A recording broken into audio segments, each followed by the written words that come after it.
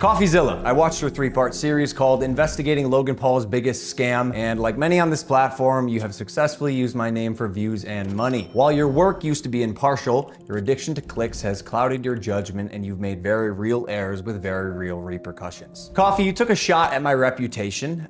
So in this video today, I'm gonna be defending myself with facts, something that you have gotten in the habit of twisting as you continue to morph from an investigator to a gossip channel. You see, Coffeezilla tried to work with law enforcement in the past, but his work was described as not anchored to truth and often speculative. He is a lopsided journalist with an agenda, and he's nothing more than the Keemstar of crypto and finance. But as opposed to just telling you, I'm gonna show you some of the core discrepancies that I caught in Coffeezilla's investigation. Coffee, you interviewed the developer who stole the game code, fled to Switzerland, and held it hostage for $1 million.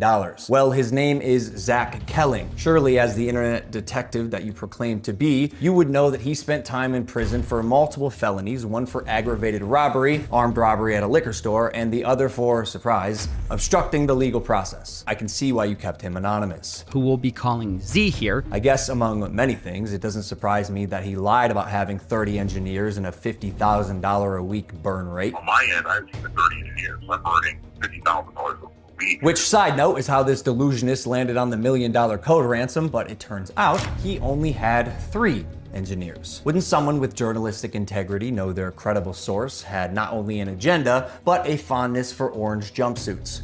Or did you just hear what you wanted to hear and moved on? Because even if you're lying to yourself, Steven, you still have to believe it. And I know what you're thinking. What type of idiot would work with an unsavory individual like Zach Kelling?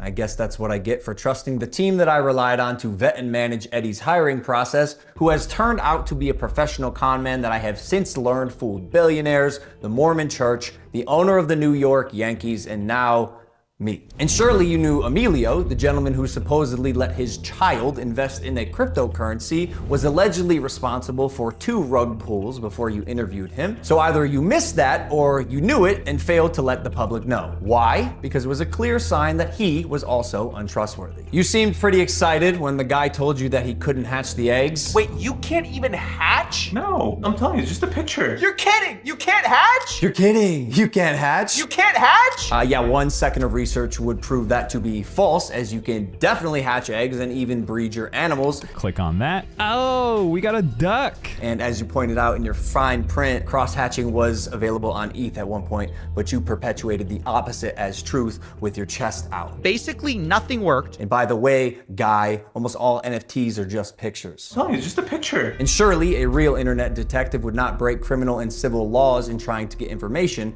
right? So why have you allowed the illegal recording of Jeff's phone call without his permission? And then more like an internet criminal, post it online. And it was interesting. It was like, this is wild. Now, although you didn't verify any backgrounds, substantiate any evidence, took multiple criminals' words as truth, and broke laws, you still published the defamation. However, unlike you, the blockchain doesn't lie. So let's highlight some things that you did point out. Crypto King Jake stole $6 million. True or not, we had already removed him from the team when we realized he was a bad actor and his motives were purely financial. Conman Eddie, lead developer, stole $1.7 million. True or not, when we learned he was a bad actor as well, he was immediately removed from the team. While myself and Jeff sold nothing and made nothing as verified through investigation and the blockchain. Jeff, Logan's manager, to my knowledge, never sold.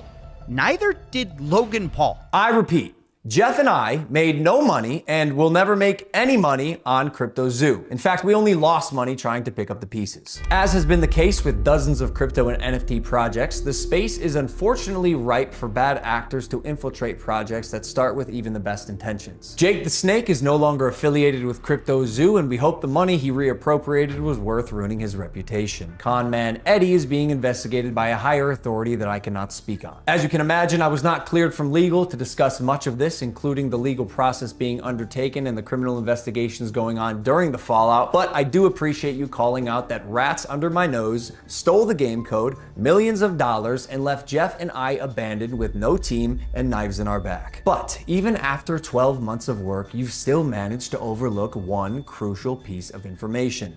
See, even though I've said it's coming so many times, you've assumed that CryptoZoo isn't being made. Who are you to decide when the development timeline ends? I got every everything stolen from me in our community, stopped promoting publicly as soon as I knew the extent of the internal issues, took all of the heat on social, and you still published a defamatory hit piece fully knowing I was innocent just so you could enrich yourself in your $10 million studio. Sharp, but deeply unethical, dangerously misleading, and illegal. I suggest you use the money you got from pumping your Patreon to hire a good lawyer. You're gonna need it. And maybe we could have talked about this if you had reached out to me, personally. Not my manager, Jeff, who is not me, Steven, but the first time you did was on Christmas Eve after you released your series so you could rely on false statements and unreliable people used recklessly. The subject line was third request for comment. Yeah, not quite. This will be my third time reaching out to you and your team. The first 2 times were through your manager, Jeff.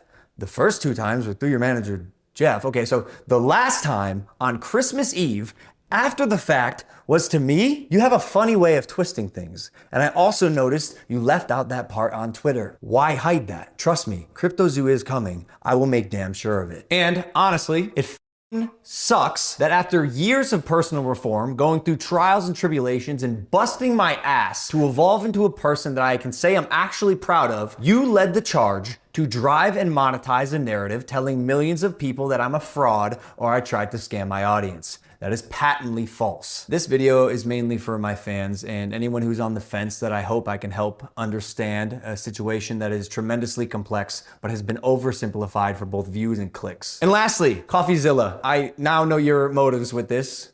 Clout and money, good for you, but also you're slimy as f. So I'm not gonna come on any of your podcasts. If you wanna come on Impulsive and talk about this, that's fine. You've denied my invitation multiple times. You're still invited. It can be a one-on-one. If not, we're gonna handle this ourselves while we continue to build CryptoZoo, and I'll see you in court.